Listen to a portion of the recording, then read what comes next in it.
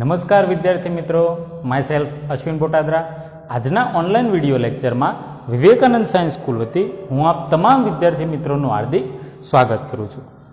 અગાઉ વિદ્યાર્થી મિત્રો આપણે ધોરણ 11 સાયન્સ એની અંદર ગણિત, એમાં બીજું પ્રકરણ સંબંધ અને વિધેય, એમાં સંબંધવાળો ભાગ પણ પૂરો કરી નાખેલો છે અને વિધેયવાળો પોર્શન પણ આપણે પૂરો કરી નાખેલો છે. હવે માત્ર અને માત્ર આપણે ની અંદર આ પ્રકરણની અંદર પ્રકીર્ણ સ્વાધ્યાય આ એક જ વસ્તુ બાકી છે. બાકીની તમામ વસ્તુઓ આપણે ફિનિશ કરી દીધેલી છે. ઓકે વિદ્યાર્થી મિત્રો, તો હવે આપણે આગળ વધીએ છીએ જે પ્રકીર્ણ સ્વાધ્યાય 2 છે તેના તરફ. ઓકે, અને બીજી ખાસ વાત કે જો આ વિડીયો તમને પસંદ આવે તો વિડીયોને તમે ચોક્કસથી અચૂકપણે લાઈક કરજો, તમારા અન્ય મિત્રો જોડે શેર કરજો. અને જો આપ મારી યુટ્યુબ ચેનલની અંદર નવા હો તો મારી યુટ્યુબ ચેનલ AB અશ્વિન બોટાદરા એને તમે સબસ્ક્રાઈબ પણ કરજો. આ ચેનલની અંદરથી તમને ધોરણ 10, ધોરણ 11 સાયન્સ અને ધોરણ 12 સાયન્સ તેના ગણિત વિષયને લગતા હેલ્પફુલ વિડીયો અંદરથી મળી રહેશે. બરાબર, એની અંદર તમે પ્લેલિસ્ટની અંદર જઈને જોશો તો તમને જે ધોરણના જે પ્રકરણ અવેલેબલ હશે, વિડીયો અપલોડ કરેલા હશે, તે તમામ પ્રકરણ વાઇઝ તમને કુલ બધી ડિટેલ્સ એમાંથી તમને મળી રહેશે. એના માટે તમે ચેનલને સબસ્ક્રાઈબ કરી અને તેની અંદરથી જે પ્લેલિસ્ટ વાળો સેક્શન છે એ પ્લેલિસ્ટની અંદર જઈ અને તમારે જોઈ લેવું. ઓકે વિદ્યાર્થી મિત્રો,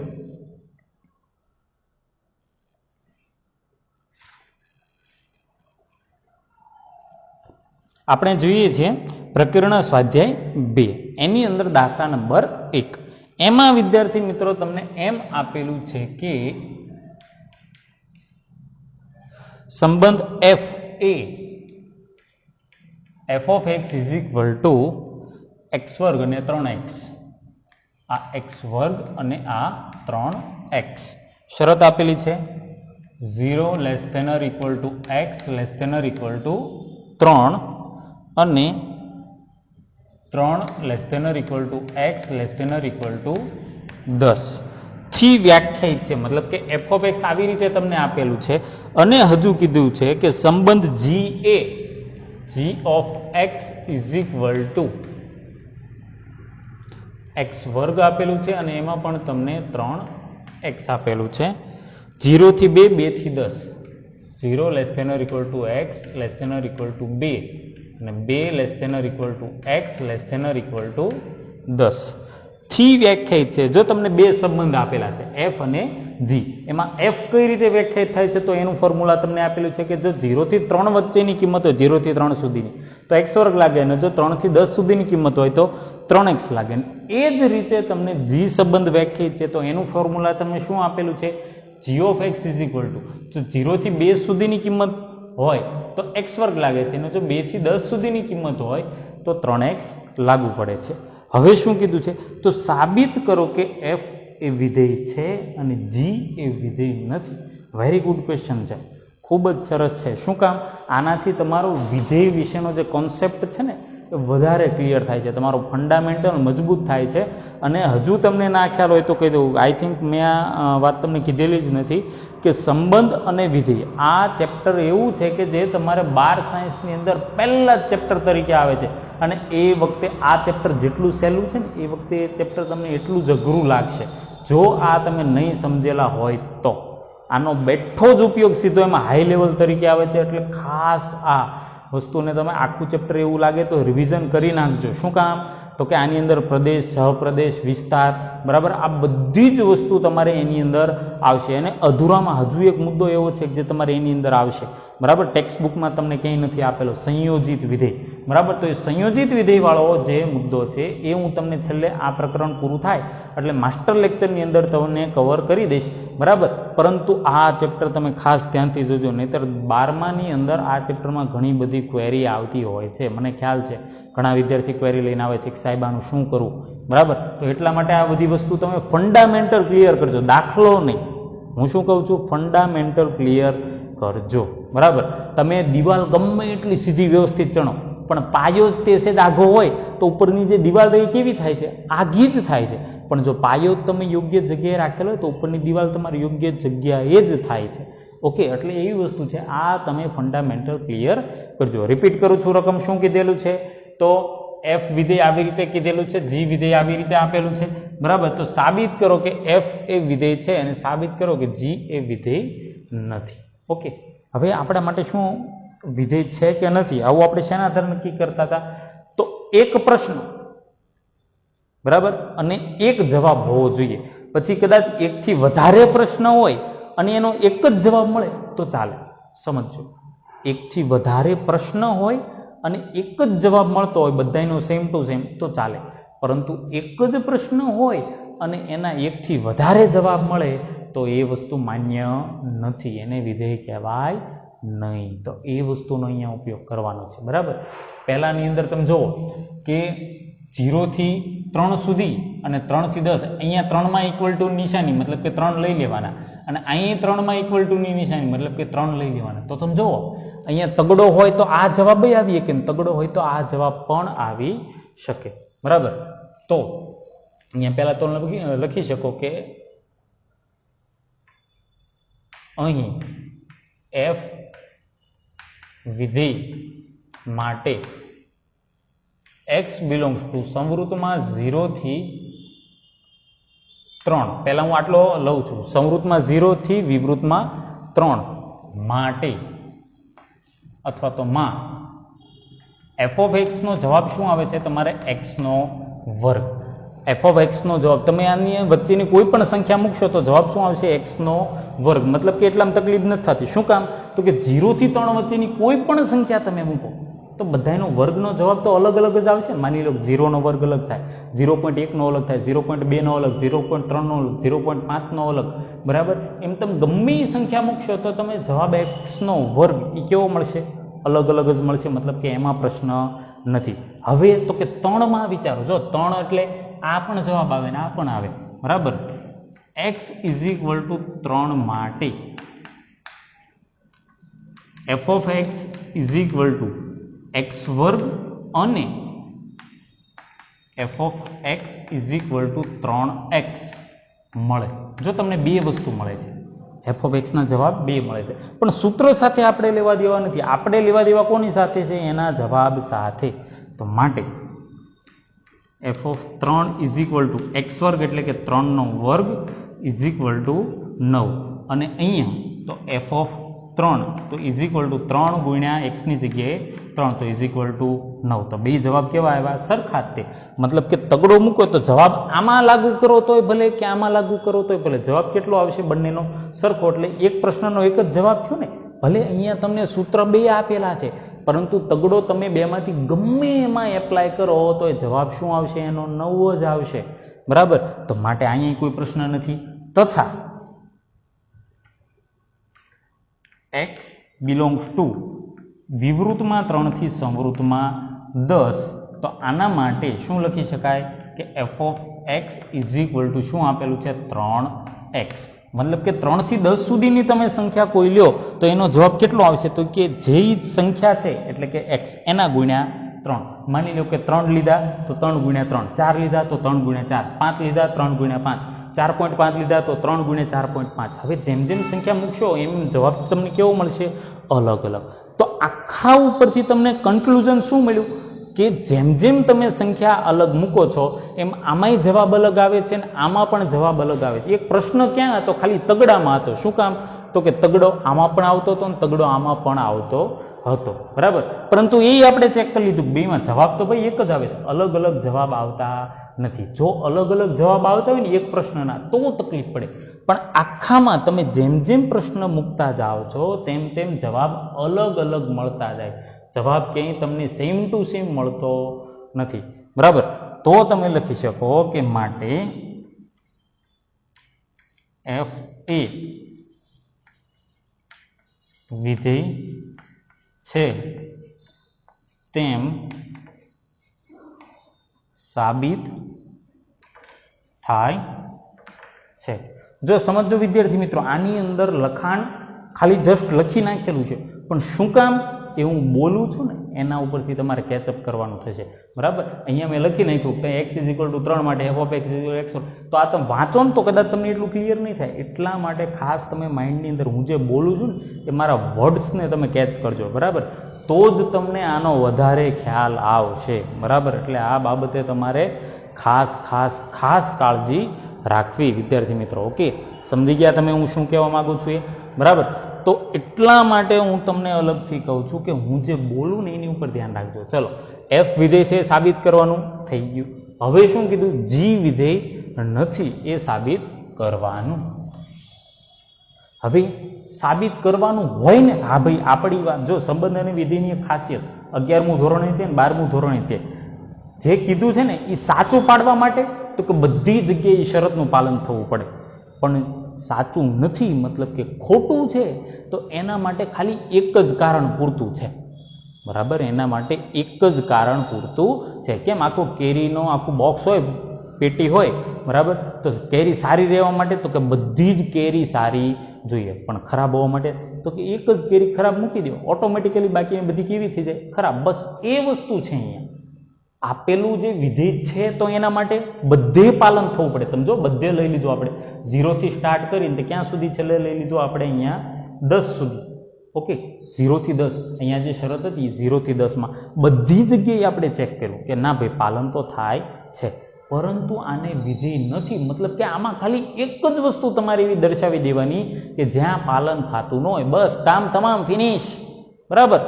તો અહીંયા શું થાય છે તમે જોજો વિદ્યાર્થી મિત્રો કે અહીંયા બગડો છે, આ બગડો તમે અહીંયા મૂકો તો 2 નો વર્ગ 4, અહીં બગડો છે ને એમાં ઇક્વલ ટુ છે, અહીંયા ઇક્વલ ટુ એટલે બગડો લેવાનો, અહીંયા ઇક્વલ ટુ એટલે બગડો લેવાનો, પણ અહીંયા તમે 2 મૂકો તો 3 2 ને 6, આમાં જવાબ આવ્યો 4 ને આમાં આવ્યો 6, 4 is not equal to 6, 4 is equal to 6 થાય? પોસિબલ જ નથી, બરાબર. તો એટલા માટે વિધેય નથી. મળી ગયું ને કારણ અહીંયા, બરાબર. તો સીધું એ કારણ જ લખવાનું, આખી ચર્ચા કરવાની કોઈ જરૂર નથી, બરાબર.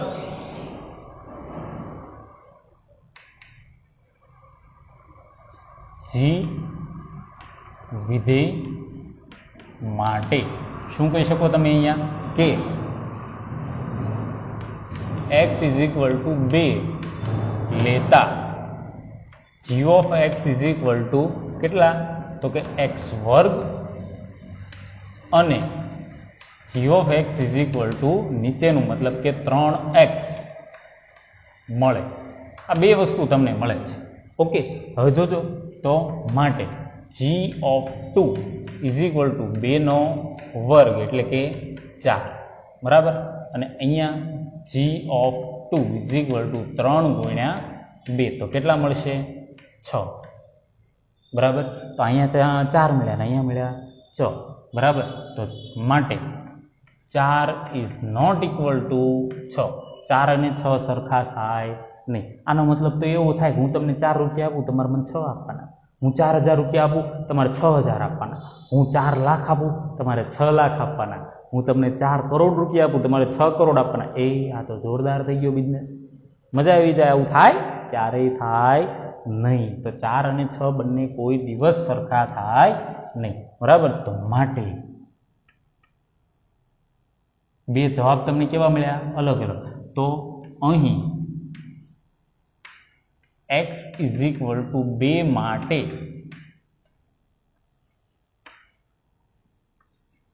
2 પ્રતિબિંબ 4 અને 6 મળતા હોવાથી g એ વિધેય નથી તેમ સાબિત થાય છે. That's it. આમાં તમારે બીજી કોઈ જાતની કાંઈ જરૂર છે નહીં. ખ્યાલ આવી ગયો વિદ્યાર્થી મિત્રો? એટલે આ બાબતની તમારે ખાસ કાળજી રાખવી, બરાબર. વિધેય છે તો એના માટે બધું જ ચેક કરવાનું. હા ભાઈ અહીંયા સાચું, અહીંયા સાચું, અહીંયા સાચું, અહીંયા સાચું, અહીંયા સાચું, બધે જ સાચું. પણ નથી તો એના માટે ખાલી એક જ કારણ સફિશિયન્ટ એટલે કે પૂરતું છે. ખ્યાલ આવી ગયો વિદ્યાર્થી મિત્રો? આ કેટલામો દાખલો આપણે ચેક કર્યો? પહેલો. ઓકે, ત્યારબાદ જોઈએ આપણે બીજો દાખલો. જો f of x is equal to x નો વર્ગ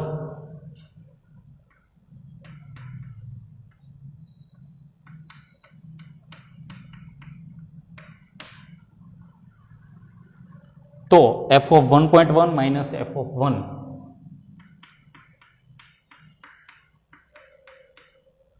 1.1 minus 1 ને 1.1 minus 1 શોધો. આવી વસ્તુ કંઈક તમને મેળવવાની કીધી છે, બરાબર. આની કિંમત મેળવો. હવે આ તો સિમ્પલ છે. x હતો તો x નો વર્ગ, તો અહીંયા જે સંખ્યા મૂકો એનો વર્ગ, બસ એ જ એપ્લાય કરવાનું છે. તો ઇઝ ઇક્વલ ટુ શું થશે? f of 1.1 એટલે 1.1 નો વર્ગ માઇનસ f of 1 એટલે કે 1 નો વર્ગ છેદમાં 1.1 માઇનસ 1, આવું તમને મળશે. હવે 1.1 એનો વર્ગ તો 11 નો વર્ગ થાય 121. પોઈન્ટ તમે કાપો એટલે શું મળશે એમાં તમને? 1.21 માઇનસ 1 નો વર્ગ 1 અને છેદમાં 1.1 માઇનસ 1 એટલે 0.1.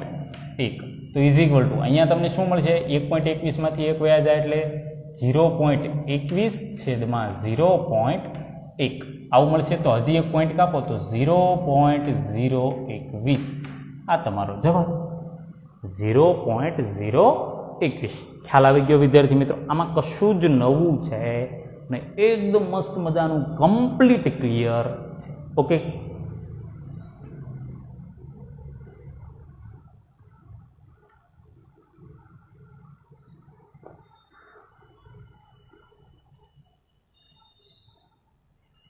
ત્યારબાદ જોઈએ ત્રીજો.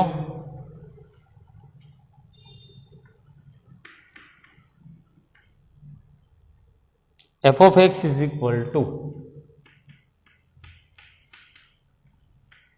x square plus 2x plus 1 અને x વર્ગ માઇનસ 8x પ્લસ 12 નો પ્રદેશ શોધો. આનું શું શોધવાનું કીધું છે તમને વિદ્યાર્થી મિત્રો? પ્રદેશ શોધવાનું કીધું. પ્રદેશ એટલે શું?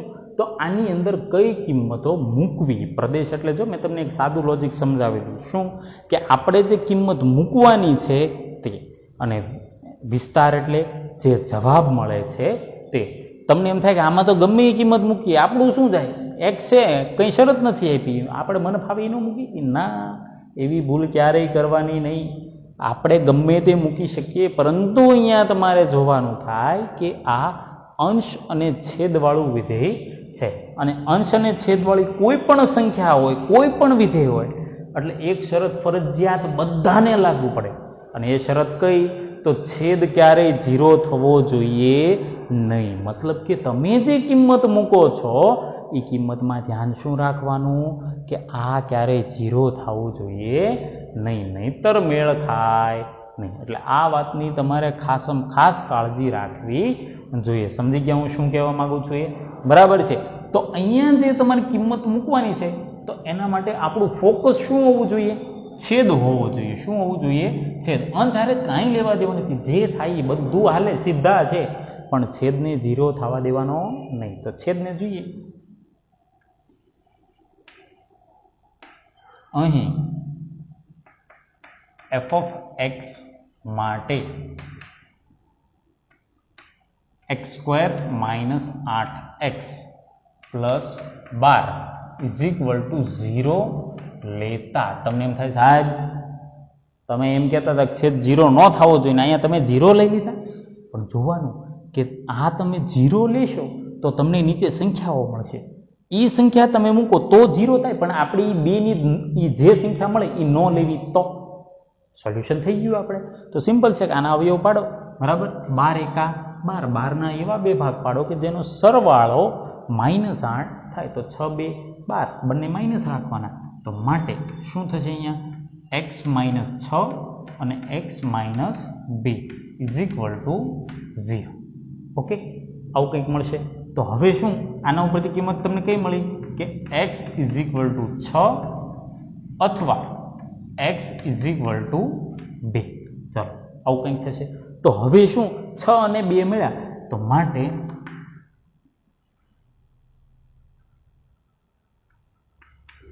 f of x નો છેદ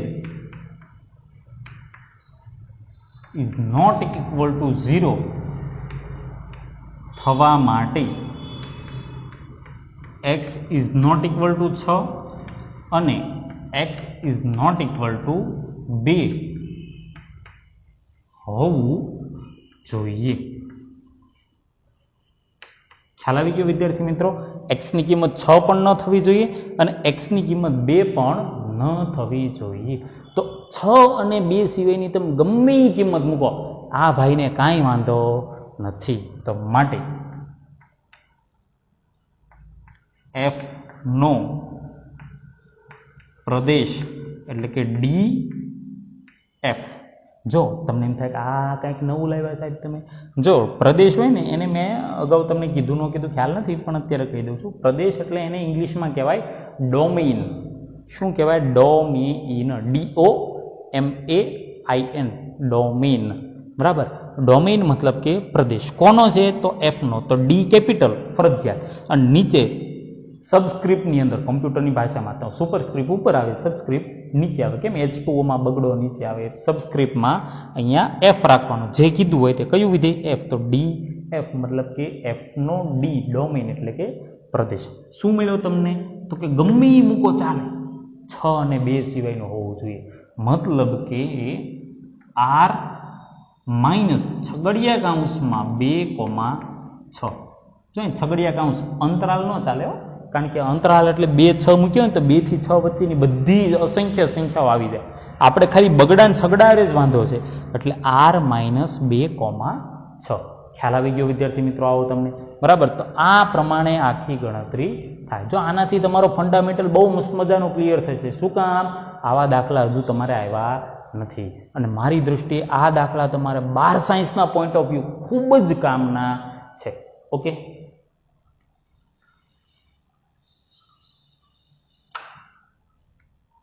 ત્યારબાદ આપણે જોઈ લઈએ દાખલા નંબર 4.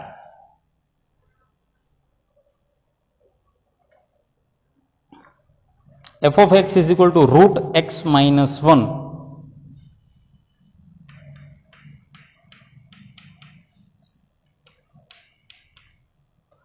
થી વ્યાખ્યાયિત વિધેય f નો પ્રદેશ અને વિસ્તાર શોધો. શું શોધવાનું કીધું છે? આનો તમને પ્રદેશ અને વિસ્તાર બે રીતે. આમાં તો ખાલી પ્રદેશ જ કીધું, તો આમાં તમને વિસ્તાર કીધો. શોધી નાખીએ. હવે જો પ્રદેશ એટલે શું, તો અગાઉ આપણે કીધું તેમ કે પ્રદેશ એવું કંઈક હોવું જોઈએ જે આપેલું જે વિધેય હોય ને એની કાંઈક મર્યાદા હોય. અહીંયા અંશ અને છેદ વિધેય હતું તો એની મર્યાદા શું આવે? છેદ 0 ન થવો જોઈએ. એટલે આપણે કિંમત એને ધ્યાનમાં રાખીને મૂકવાની. અહીંયા વર્ગમૂળ વાળું વિધેય છે તો એની મર્યાદા શું વર્ગમૂળની? તો કે ધન સંખ્યાનું વર્ગમૂળ નીકળે, ભલે પોઈન્ટ વાળું નીકળે પણ નીકળે, બરાબર. પરંતુ ઋણ સંખ્યાનું ક્યારેય વર્ગમૂળ નીકળે નહીં. મતલબ કે અંદરનો જે ભાગ છે એ ધન થાય તો ચાલે, પરંતુ ઋણ થવો જોઈએ નહીં. પ્રદેશ એટલે આપણે એની મર્યાદા સાચી લેવાની. અમુકની જે દુખતી નસ હોય ને દબાવવાની નહીં, મિત્ર છંછેડાય, બરાબર. તો અહીંયા આપણે એની દુખતી રગ શું છે? તો એ અંદરનો જે ભાગ રહ્યો વર્ગમૂળની અંદરનો એ ઋણ થવો જોઈએ નહીં. મતલબ કે x-1 એનો જવાબ greater than or equal to 0 થવો જોઈએ ફરજિયાત, તો જ ચાલે, નહીતર ચાલે નહીં. તો -1 ની પેલી બાજુ લઈ જાઓ એટલે પ્લસ. તો માટે x greater than or equal to 1. x ની કિંમત તમારે 1 થી મોટી ગમે એટલી મૂકવાની છૂટ, પણ 1 થી નાની ચાલે નહીં, બરાબર. તો માટે f નો પ્રદેશ મતલબ કે df ઇઝ ઇક્વલ ટુ શું થશે? 1 થી મોટી મતલબ કે સંવૃતમાં 1 થી વિવૃતમાં ઇન્ફિનિટિવ. સંવૃતમાં 1 થી વિવૃતની અંદર ઇન્ફિનિટિવ ગમે તે મૂકો ચાલે, પણ 1 થી નાનામાં તમારે ભૂલથી નહીં આવવાનું નહીં. શું કામ? આપણે ટ્રાય કરી લઈએ. માની લો કે 1 થી નાની સંખ્યા તમે મૂકી 0, તો અહીંયા શું થાય? 0 - 1 એટલે -1. -1 નું ક્યારેય વર્ગમૂળ નીકળે? ન નીકળે, બરાબર. તો એટલા માટે તમારે સંખ્યા કેવી મૂકવાની થાય? તો કે 1 થી અનંત સુધીની બધી સંખ્યાઓ. ચલો આટલું વસ્તુ ક્લિયર થઈ ગઈ. હવે શું બાકી રહ્યું? વિસ્તાર બાકી. જોઈ લઈએ.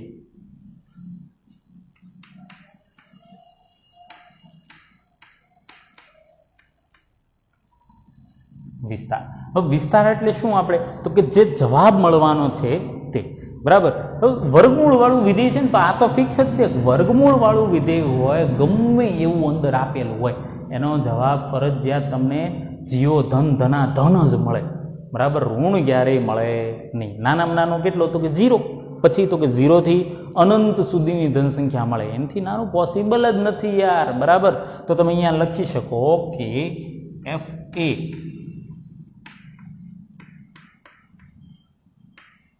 વર્ગમૂળ ધરાવતું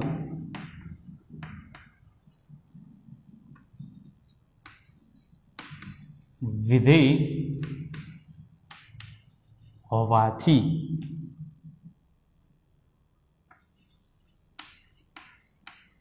વિસ્તાર, એને હું કહું છું RF. તમને એમ થાય વળી પાછું નવું લાવ્યા. R એટલે રેન્જ. R એટલે રેન્જ. રેન્જ મતલબ કે વિસ્તાર. એનો વિસ્તાર તમને કેટલો? રેન્જ એટલે બીજું તમને કહું, ઘણી વખત તમે જોજો શેરીમાં ગલીઓમાં જે કૂતરા હોય ને, જ્યારે બીજી શેરીનું કે બીજા વિસ્તારનું કૂતરું એના તરફ આવે ને એટલે તરત અહીંયા દોડે, અને પેલું કૂતરું ગમ્યું હોય ને તે ભાગવા જ મળે. બરાબર, ઓલું આગળ આ પાછળ, ઓલું આગળ પાછળ, આગળ પાછળ એમ કરતા દોડતા જાય. પણ અમુક હદ આવશે ને એટલે ઓલું કૂતરું આગળ વહી જશે ને, પછી આ કૂતરા બ્રેક મારી દેશે, ત્યાં અટકી જશે. પછી ઓલું કૂતરું અહીંયા નજીક છે ને તો અહીંયા ત્યાં સુધી નહીં જાય. શું કામ? તો કે રેન્જ ત્યાં પૂરી થઈ ગઈ. રેન્જ પૂરી થઈ ગઈ અને ઓલાની રેન્જ ચાલુ થઈ ગઈ, પછી ઓલું કૂતરું હાવી થઈ જાય, પછી આ કૂતરાની રેન્જની અંદર બે અટકી જાય. રેન્જની બાજુમાં રહીને એકબીજા બે હામાહામી ભસ ભસ કરશે, હાવ હાવ હાવ કરશે. બરાબર, પરંતુ રેન્જની અંદર રહીને બીજાની રેન્જમાં જાય એટલે મેળ આવે નહીં. બસ એ વસ્તુ છે રેન્જ. મતલબ કે આ વિધેયની રેન્જ. આ વિધેય છે તો એની રેન્જ કેટલી છે, એનો વિસ્તાર કેટલો છે, તો એનો જવાબ આવે છે તમારે સંવૃતમાં 0 થી વિવૃતમાં ઇન્ફિનિટિવ. બરાબર, આની બહાર એ જતું નથી. હવે તમને ધીમે ધીમે ખ્યાલ આવે છે what is domain and what is range. અને હા, સહપ્રદેશ રૂઈ એને કો ડોમેઇન કહેવાય. જે ડોમેઇન આવ્યો ને એની આગળ કો લગાવી દઈએ. હા, એના માટે આવો ડી કે આર કે એવો કોઈ જ શબ્દ નથી. બરાબર, કેમ પ્રદેશ માટે ડી વપરાય, વિસ્તાર માટે આર વપરાય, એમ સહપ્રદેશ માટે એવું કશું છે નહીં. બરાબર, પ્રદેશમાં ડી, વિસ્તારમાં આર. ખ્યાલ આવી ગયો વિદ્યાર્થી મિત્રો? ઓકે, તો આ જે કંઈ પણ બોર્ડ વર્ક કરેલું છે એ તમે તમારી ફેરબુકની અંદર ગણી નાખો.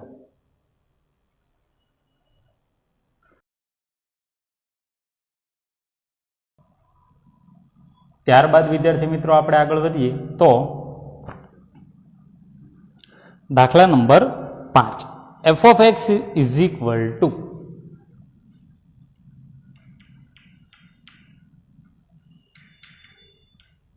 f of x is equal to મોડમાં x minus 1 થી વ્યાખ્યાયિત વાસ્તવિક વિધેય f નો પ્રદેશ અને વિસ્તાર શોધો. બરોબર, આ વિધેય આપેલું છે તમને, વાસ્તવિક વિધેય, એનો પ્રદેશ અને વિસ્તાર શોધવાનું કીધું છે તમને. ઓકે, શું વિધેય આપેલું છે? f of x is equal to x minus 1. વળી પાછું શું આવ્યું? તો કે પ્રદેશ. પહેલા પ્રદેશ એટલે શું? તો જે તે વિધેય હોય એની કંઈક લિમિટેશન્સ હોય તો એને આપણે સાચવવાની. બરાબર, હવે અહીંયા તમને કયું વિધેય આપેલું છે? માનાંક વિધેય. માનાંક વિધેયની તમારે કોઈ જ લિમિટેશન નથી. બરાબર, એની અંદર તમે ગમે તે કિંમત મૂકો, કશો જ ફેર પડે નહીં. અને બીજું કે અંશછેદ પણ નથી, તો એમાં પણ કશો સવાલ લાગુ પડતો નથી. મતલબ કે પ્રશ્ન તો અંદર તમને મન ફાવે એવો તમે મૂકી શકવાના. બરાબર, તો તમે અહીંયા શું લખી શકો કે અહીં f એ માનાંક વિધેય હોવાથી df મતલબ કે f no Pradesh is equal two r. બરાબર, તમે ગમે તે સંખ્યા તેની અંદર મૂકી શકો છો, એમાં કશો જ વાંધો નથી. ચલો, ક્લિયર થઈ ગઈ આ વાત?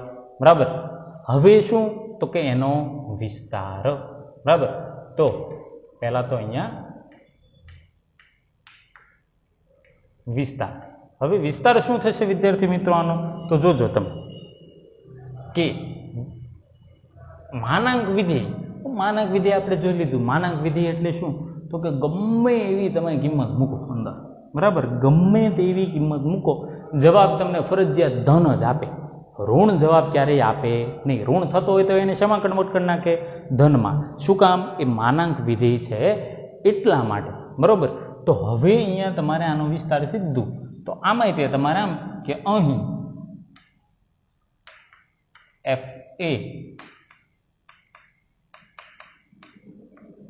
માનાંક વિધેય હોવાથી તેનો વિસ્તાર એટલે કે R F is equal to તમને આર કેટલો મળશે એનો? તો કે બધો ધન. તો ધન મતલબ કે અહીંયા સમવૃત્તમાં 0 થી વિવૃતમાં ઇન્ફિનિટિવ. જો તમને ગમે એવું માનાંક વિધેય આપેલું હોય પણ અંશછેદવાળું નહીં, આવું સિમ્પલ જ તે કોઈ પણ તમને વિધેય આપેલું કેમ નથી, અંદર x-1 વર્ગ વાળું ગમે તે હોય, એટલે તમારે ફરજિયાત મોટા ભાગે શું લખવાનું થશે? અહીંયા એનો જે પ્રદેશ હશે ને એ તમારે આ જ આવશે. શું? આર. બરાબર. અને એનો જે વિસ્તાર છે ને એ આ જ આવશે. શું? તો કે સંવૃત્તમાં 0 થી વિવૃતમાં ઇન્ફિનિટિવ. માનાંક વિધિમાં આ સિવાય જવાબ આવવાના ચાન્સીસ બહુ ઓછા છે. જો નથી એમ નથી કહેતો, કદાચ એવું વિધિ સેટ બનાવી નાખીએ તો બની પણ જાય. બરાબર. પરંતુ 99.99% કિસ્સામાં માનાંક વિધેય એકલું તમને આપેલું હોય એટલે પ્રદેશ તમારે એનો આર આવે અને વિસ્તાર એનો તમારે સંવૃત્તમાં 0 થી વિવૃતમાં ઇન્ફિનિટિવ. આવો તમને જવાબ મળે. ચલો, ખ્યાલ આવી ગયો. ત્યારબાદ જોઈએ આપણે નેક્સ્ટ દાખલા નંબર 6.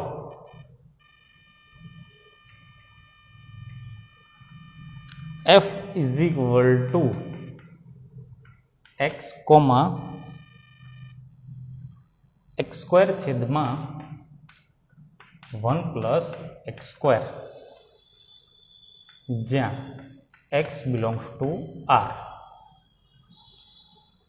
r થી r નું વિધેય હોય તો આનો વિસ્તાર શોધવાનું કીધું. શું શોધવાનું કીધું છે વિદ્યાર્થી મિત્રો? આનો વિસ્તાર. જો બહુ મસ્ત દાખલો છે, ભેજાબાદ દાખલો. ધ્યાન રાખજો, નહીંતર આ ભેજાબાદ દાખલો તમારું ભેજું ખાઈ જશે. વિચાર આવશે ભગવાનને અમે અહીંયા ભેજા તો ભેજા, લેકિન ભેજે મેં ભેજાઈ નહીં ભેજા, આવો વિચાર આવશે. એટલે ધ્યાન આપજો. જોજો શું થાય છે. હવે આનો જવાબ, બરાબર, તો તમે પહેલાં તો એમ વિચારવાનું કે આનો જવાબ ક્યાંથી ક્યાં તમારે પોસિબલ છે. બરોબર. તો પહેલાં તો તમે એટલું વિચારો કે અહીં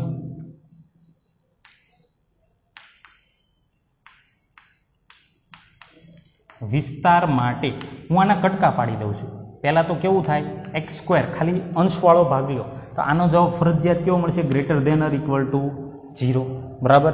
અને આ છેદ લઈ લો તો 1 પ્લસ એક્સ સ્ક્વેર. આનો જવાબ અહીં તો તમને હંમેશા greater than or equal to 1 મળે. કેટલો મળે? Greater than or equal to 1. તો હવે તમે વિચાર કરો કે 0 ઉપરનો જવાબ નાનામાં નાનો જવાબ 0 અને નીચેનો નાનામાં નાનો જવાબ 1. બરોબર. તો 0 ના છેદમાં 1 મૂકો તો જવાબ શું આવે? 0. બરાબર. તો આના ઉપરથી તમે શું લખી શકો કે માટે એક્સ સ્ક્વેર છેદમાં x square plus 1 always greater than or equal to 0. શું કામ? અંશ છેદમાં મૂકો તો 0 ના છેદમાં 1 એટલે શું થાય? 0. મતલબ કે આ જે વિધેય છે એનો જવાબ તમારે ફરજિયાત કેવો આવશે? 0 કરતા મોટો. જો ફરીથી રિપીટ કરું છું, ધ્યાન આપજો. એક્સ વર્ગ એનો જવાબ તમે ગમે એવી કિંમત મૂકો તો કેવો આવે? 0 થી મોટો. હવે એ 0 થી મોટો જવાબ હોય ને એમાં તમે 1 ઉમેરો. અહીંયા શું કરો? 1 ઉમેરો તો આ બાજુ 1 ઉમેરો એટલે કેવો જવાબ આવશે? 1 અથવા 1 થી મોટો. એની નીચે શું કર્યું? મેં 2 નો લઈ લીધો અંશ અને છેદ. તો 0 ના છેદમાં 1 એટલે શું થઈ જાય? 0. મતલબ કે આનો જે જવાબ છે 0 કરતા હંમેશા કેવો આવશે? મોટો આવશે. હવે એને હું બીજી રીતે વિચારું છું. હવે એક્સ સ્ક્વેર છેદમાં x square plus 1 is equal two, આને હું આમ લખી શકું કે એક્સ સ્ક્વેર પ્લસ 1 છેદમાં x square plus 1 minus 1 upon x square. ચલો એક સ્ટેપ વધારી દઉં છું તમારે તકલીફ ના પડે એટલે -1. ચલો મેં આમ કર્યું. શું કર્યું? +1 અને -1 એક ઉમેરો અને વળી પાછો બાદ કરી નાખ્યો એટલે રકમ મેન્ટેન થઈ ગઈ. હવે હું છેદ અલગ કરી નાખું છું તો શું થશે? એક્સ સ્ક્વેર પ્લસ 1 છેદમાં x square plus 1 -1 upon x square plus 1. આવું કંઈક મળશે મને. હવે તમે જોજો આ બંને કેન્સલ થઈ જાય એટલે વધે શું? તો કે 1 માઇનસ 1/x² + 1 બરાબર છે। હવે તમે વિચારો અહીંયા કે તમારે આ એક માઇનસ આમ કરીને આવ્યું ને, મતલબ કે આનો જે કંઈ પણ જવાબ આવશે એ એકમાંથી આ સંખ્યા તમારે બાદ કરવાની છે ને। હવે જો આનો જે જવાબ છે 1/x² + 1 બરાબર, તો એના માટે તમે વિચાર કરો કે x² ના જવાબ તો તમારે ઘણા બધા ધન આવી શકે ને બરાબર। માની લો કે દાખલા તરીકે મેં મોટી સંખ્યા લીધી 50 સોરી પહેલાં 1 લઉં છું। શું લઉં છું? 1। તો 1 નો વર્ગ 1 + 1 એટલે 2, તો 1/2 એટલે 0.5। તો 1 માંથી 0.5 બાદ કરું તો શું આવે? 0.5। ચલો મેં 2 લીધા તો 2 નો વર્ગ 4, 4 ને 1 5, તો 1/5, 1/5 એટલે તમારે કેટલા થશે? 0.20। તો 1 માંથી 0.20 બાદ કરો તો કેટલા આવશે? 0.80। તો જવાબ જેમ જેમ સંખ્યા તમે મોટી કરતા જાઓ છો એમ એમ વધતો જાય છે બરાબર। પરંતુ તમે ખાસ એ નોટિસ કરજો કે આનો જવાબ તમારે ક્યારેય 1 થી મોટો નહીં આવે, 1 થી મોટો આવશે નહીં। શું કામ 1 થી મોટો નહીં આવે એ તમે વિચાર કરો તો x² નો નાનામાં નાનો જવાબ કેટલો? 0। x² નો નાનામાં નાનો જવાબ કેટલો? 0। તો 0 માં તમે 1 ઉમેરો આવડો એટલે 0 + 1 એટલે 1 બરોબર। તો આનો મોટામાં મોટો જવાબ કેટલો છે? 1 બરોબર। મોટામાં મોટો જવાબ કેટલો? 1। અને નાનામાં નાનો જવાબ તો કે જેમ જેમ આમાં તમે સંખ્યા વધારતા જાઓ એમ એમ છેદ મોટો થતો જાય। જો લોજિક સમજજો, જેમ જેમ x ની કિંમત મોટી મૂકશો એમ એમ છેદ શું થશે? મોટો। અને કોઈ પણ સંખ્યામાં જ્યારે છેદ મોટો થાય ને છેદ, તો ઓવરઓલ જે જવાબ હોય ને એ નાનો થતો જાય। કેવો થતો જાય? નાનો। જેમ કે ઉદાહરણ તમને અહીંયા આપું બરાબર, તો 24/1 કરો, 24/2 કરો, 24/4 કરો, 24/12 કરો, 24/24 કરો। હવે સમજો આનો જવાબ શું થશે? 24 બરોબર, અહીંયા 12 બરાબર, અહીંયા 6, અહીંયા 2, અહીંયા 1। તો જેમ જેમ છેદ મોટો થતો ગયો એમ એમ જવાબ શું થતો ગયો? નાનો। આને વ્યસ્ત પ્રમાણ કહેવાય। તો જેમ જેમ અહીંયા છેદ મોટો થતો જશે એમ એમ સંખ્યા કેવી થતી જશે? નાની થતી જશે। મતલબ કે આનો જવાબ તમારે મેક્સિમમ 1 આવે। આનો જવાબ શું આવે? 1 તમારે આવે। 1 થી મોટો જવાબ શક્ય નથી બરાબર। આખી બધી કન્ક્લુઝનનું તારણ શું થાય કે આનો જવાબ 1 થી મોટો નથી બરાબર। મેક્સિમમ આનો આન્સર તમારે શું આવી શકે? 1 આવે। શું આવે? 1 બરાબર। Always greater than less than or equal to 1। 1 અથવા 1 થી નાનો જવાબ હોઈ શકે, 1 થી મોટો ક્યારેય થાય નહીં। શું કામ? તો કે 1 માંથી તો આને તમારે બાદ કરવાનો છે એટલા માટે। તો તમે લખી શકો શું? અહીંયા તમે શું મેળવ્યું કે આનો જવાબ કેવો? Greater than or equal to 0 અને અહીંયા less than or equal to 1, મતલબ કે 0 થી મોટો અને 1 થી નાનો। ઓકે, તો તમે આને લખી શકો કે માટે x² + 1 બિલોંગ્સ ટુ, આનો જવાબ ક્યાંથી ક્યાં? તો સમૃદ્ધમાં 0 થી 1 બરોબર। તો માટે કયું વિધેય છે? f। f નો વિસ્તાર ઇઝ ઇક્વલ ટુ વિસ્તાર મતલબ કે RF ઇઝ ઇક્વલ ટુ 0 થી 1 સમૃદ્ધની અંદર। જો આની અંદર લખાણ સમજાઈ જશે પણ એના આધારે જે તારણ લખવાનું છે ને એમાં હું જે બોલું છું ને એ વર્ડ્સ તમારે કામ આવશે, એટલે એ વસ્તુને ખાસ ધ્યાનમાં લેજો બરાબર છે। વર્ડ્સ તમારા માટે ખાસ અગત્યના એટલે કે કામના છે। ઓકે ગાઈઝ, ખ્યાલ આવી ગયો બરાબર। આઈ હોપ કે આજનો વિડીયો લેક્ચર તમને ચોક્કસથી સમજાઈ ગયેલો હશે। ખાસ વ્યવસ્થિત ધ્યાન આપજો। 12 સાયન્સની અંદર બેઠું ચેપ્ટર, આનાથી 1 સ્ટેપ કે 2 સ્ટેપ આગળનું તમારે આવે છે, એટલે વ્યવસ્થિત ધ્યાન આપજો। ઓકે, અને જે કંઈ પણ બોર્ડ વર્ક કરેલું છે એ તમે તમારી ફેરબુકની અંદર ગણી નાખો। Thank you.